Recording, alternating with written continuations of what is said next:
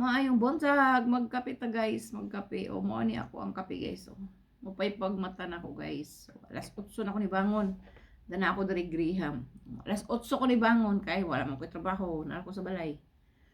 Naad ito nagkuan guys no kanang nangutanan ako ba kung okay ba daw ang seasonal na trabaho diri sa Europe. Ang kanang seasonal guys, limit na siya, naara na siya murag 6 months or depende, mostly 6 months gina siya kanang mga seasonal.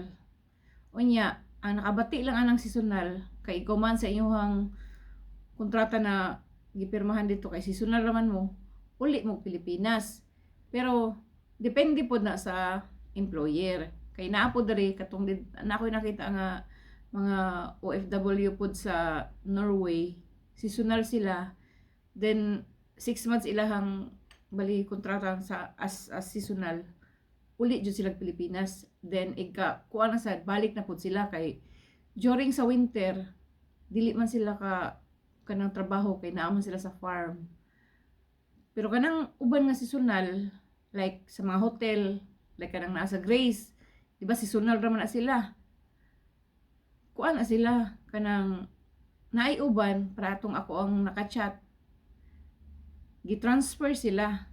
Naa sila sa hotel sa during summer. Kay daghan ko na saon mo gud na dira ang kanang kuan sa Grace sa mga turista during summer. So daghan sila trabaho during summer. Pero ting winter na kato sila gibalhin sila sa factory. So sa factory sila nagtrabaho. Maski seasonal visa yung seasonal visa yung ano nila. Hawak nila na permit. Pero kuan kanang wala sila papulia. Pa-transfer lang sila glain nga trabaho dili sa hotel, gibalhin sila factory. Mao na ako ang nahibaw-an sa seasonal. Then diri pod sa Hungary, naa po diri mga farmer nga seasonal, pero wala pod sila pakulia. Ang katupod sila kuan na gyapon sila, gibalhin sila trabaho. Basta tingtugnaw na kay di man makatrabaho sa gawas kay purti biyan tugnawa diri no. Pero katong sa Norway, uli jud sila guys. Then balik sila ini na po kuan ting hapit ng ting summer. Mao to sila. Pero ang gasto pud ato sa Norway, sa ako alang na kuan na nakita sa ilahang vlog, kuan kanang gasto nila ang pamasahe. Dako mag-usweldo pud ang Norway. Pero wala ko kabalo ang sa uban kung sagot ba nila sa ilaha ba na ang pamasahe o sa company ba. Depende. Kung kamo nag-apply mo diha sa Pilipinas, pare atong aplikante nga nang-apply ron diha nga nag-message ako ang ngutana about ang seasonal. Mas maayo kung pangutan-on nimo daan kay seasonal kaya pud tindakuan yung placement fee. Di ba? Lugi kung kamo pa ang mamasahe.